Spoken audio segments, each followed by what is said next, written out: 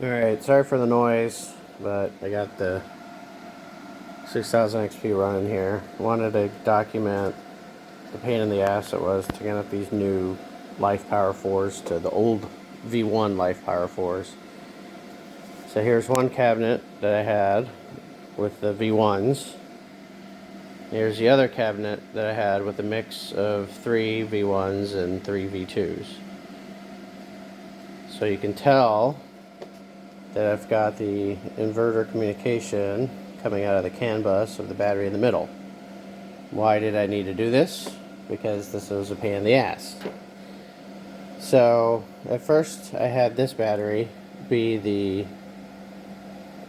dip switch of 1, and then connected all of these together, 1, 2, 3, and then the first V1 is 4. Well, that didn't work. So two things had to happen. One is I had to have the battery that connects the V1 to the V2 as master. So this is the last V1 and this is the first V2, and you had to modify, I don't know if I can show it, your cable here to only have pins 7 and 8 connected, which is brown and white brown, because it would trip the emergency power off of the batteries. So how this is actually hooked up is this is 1, this is 2, sorry, no, this is 1, this is 2, this is 3, and then EG4 5 6 for the V1s. The trick is that this has to be the bridge between the old and the new batteries, and then the ID of each battery really doesn't matter at this point. But one other thing that I had to read about was this protocol. For some reason,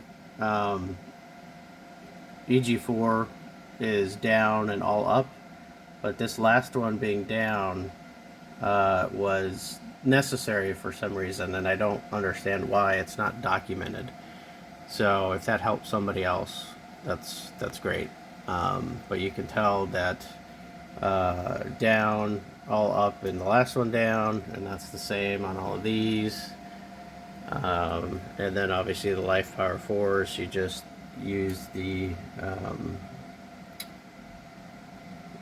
connectors there, or not the connectors, sorry, the dip switches in the normal fashion. So again, just to summarize, if you've got a mix of Lifepower4 V1s and V2s, the trick is that the inverter has to communicate with the bridge battery, so the battery that takes it from the V1s to the V2s.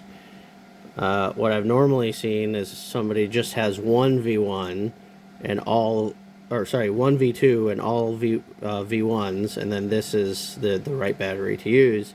But if you've got it mixed, it seems like this has to be, the bridge battery has to be the main communication battery, and then all of these can follow dip switches, different IDs. So there you have it. I'm very sad that I can't use my communications hub, so I haven't figured that out yet. And then I also do have a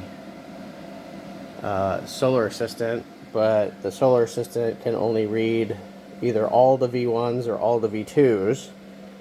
I can't, for some reason, have both protocols enabled, so that is unfortunate.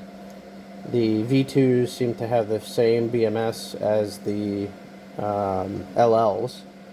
So I sent an email to Signature Solar to see what we can do. So, but again, green wire there is just the continuation of the battery pack. So you can see it's connected at the bottom there. But hopefully this helps people out. I'll post this up and see if anybody has any other questions, and we'll go from there.